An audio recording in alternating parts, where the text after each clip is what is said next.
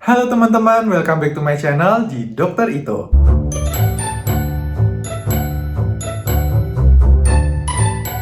Di video kali ini, aku akan membahas tentang salah satu penyakit yang sebetulnya ringan dan cepat sekali sembuh.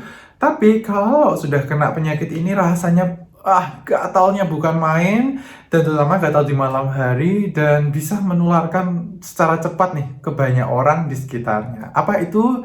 Ya, skabies. Skabies adalah salah satu penyakit kulit yang disebabkan oleh tungau yang kita sebut dengan Sarcoptes scabiei, dan dia menyebalkan ya.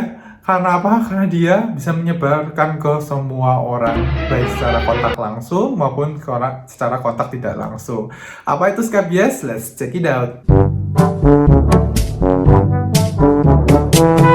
Seperti yang sudah saya katakan di awal, mungkin teman-teman pernah dengar ya, mungkin sepupunya, keponakannya, anaknya, tinggal bersama-sama nih rame, misalnya di pondok pesantren atau asrama. Kemudian ada satu anak yang mengalami gatal-gatal di malam hari yang cukup parah seluruh tubuh, kemudian menularkan ke semua orang di sekitarnya itu. Itu biasanya mengalami skabies, teman-teman. Skabies ini disebabkan oleh tungau yang saya sebut dengan tadi Sarcoptes scabiei. Kenapa bisa infeksi seperti itu? Jadi si tungau ini ketika dia terletak atau jatuh ke kulit kita, maka Sarcoptes scabiei itu dia akan benar-benar masuk ke dalam kulit kita. Tetapi jangan khawatir, hanya kulit yang bagian paling atas yang disebut dengan stratum corneum atau bahasa awamnya kulit ari yang dia setiap 28 hari mengelupas. Pada lapisan itu ketika dia sudah menggali, dia membuat sebuah terowongan, dan di ujung terowongan itu dia bertelur, teman-teman.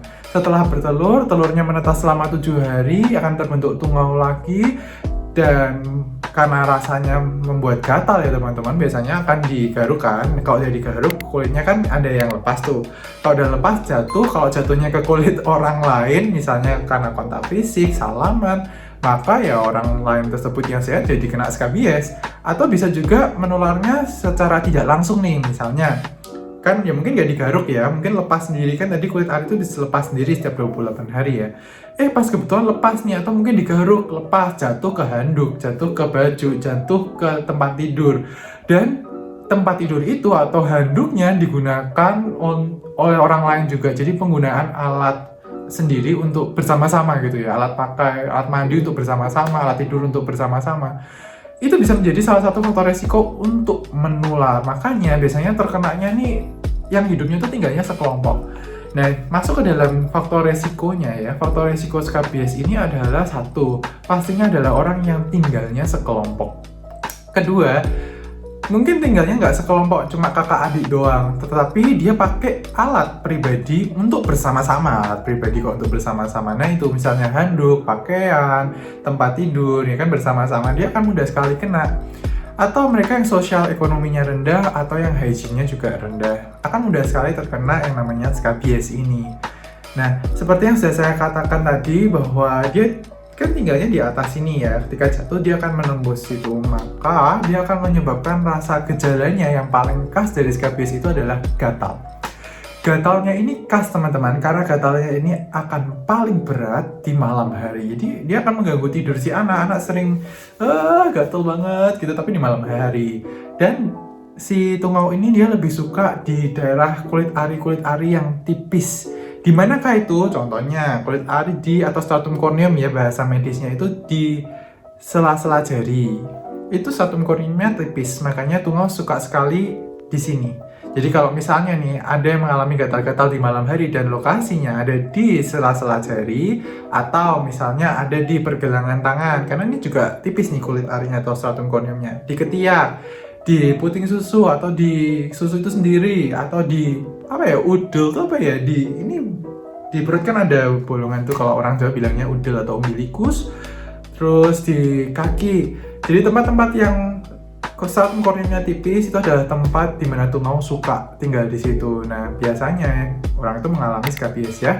Jadi itu tadi gejalanya: merah, gatal, biasanya di sela-sela jari, bisa juga di pergelangan tangan, dan bisa juga di daerah kemaluan teman-teman, di sekitar area kemaluan, bokong, itu juga tempat ditemukannya atau si tungau itu suka gitu ya. Nah, terus bagaimana? Apa yang harus dilakukan kalau ternyata menemukan merah-merah seperti itu, ya kan?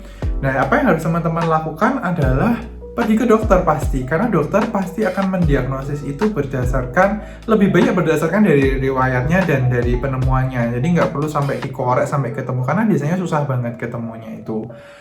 Nah, jadi satu, skabies sering ditemukan pada orang-orang yang tinggalnya berkelompok.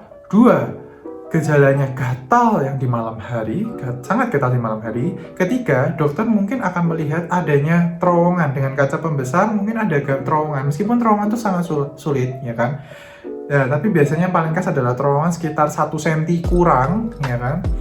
Itulah di situ. Kemudian dokter biasanya akan mengerok bagian yang merah atau terowongan tersebut, yang bagian yang gatal, dicek di bawah mikroskop dan akan ditemukan tungau itu. Tungau ini sebetulnya bentuknya bulat, badannya tuh bulat, dan kakinya tuh ada 4 pasang gitu kan. Dan dia itu sih yang menyebalkannya buat gatal banget, itu karena liurnya itu.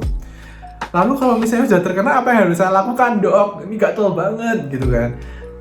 Yang teman-teman lakukan adalah pertama, hindari kontak langsung atau kontak tidak langsung dengan si penderita. Nah, contohnya bagaimana? Misalnya, tadi 1, jangan berjabat tangan. 2, jangan berhubungan seksual dengan orang yang mengalami skabies itu. 3, hindari misalnya menggunakan pakaian secara bersama-sama. Itu harus dihindari. Handuk bersama-sama, no. Handuknya harus satu-satu. Pakaian bersama-sama, no. Pakaian harus satu-satu, ya. Semuanya harus satu-satu. Kemudian yang ketiga, gunakan krim permetrin. Ini udah masuk obat ya. Obatnya ini bentuknya krim, namanya permetrin 5%, dan dia dioleskan di seluruh tubuh ya, karena kita nggak ngerti ya di mana aja tungau itu berada. Jangan-jangan meski di merah itu cuma di merah-merah itu yang muncul, tapi ternyata dia lagi di tempat lain buat terowongan, kita nggak tahu. Jadi krimnya harus di seluruh tubuh dan ditunggu selama 10 jam, setelah itu baru boleh mandi. Kemudian apa yang bisa dilakukan? Nah, ini ada satu tips teman-teman, yaitu menggunakan panas. Apa yang dipanaskan gitu kan?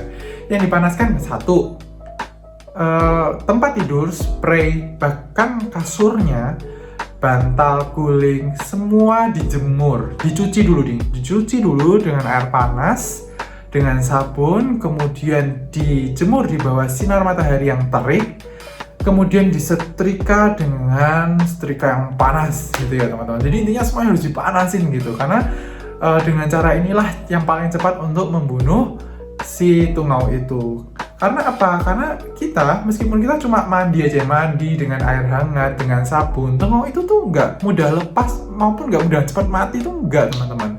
Jadi cara satu-satunya yang paling cepat adalah menghindari kontak fisik.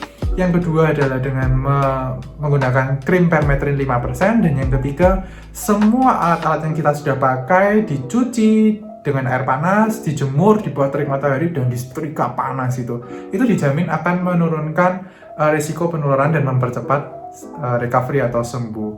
Dan itu teman-teman yang bisa saya bagikan tentang skabies. Kalau teman-teman ada pertanyaan bisa chat di kolom komentar di bawah ini. Dan terima kasih sudah menyimak. Kalau misalnya teman-teman suka video ini, bisa like, subscribe, dan tonton video-video yang lainnya, dan bisa sebarkan video ini. Dan see you di video selanjutnya. Dadah!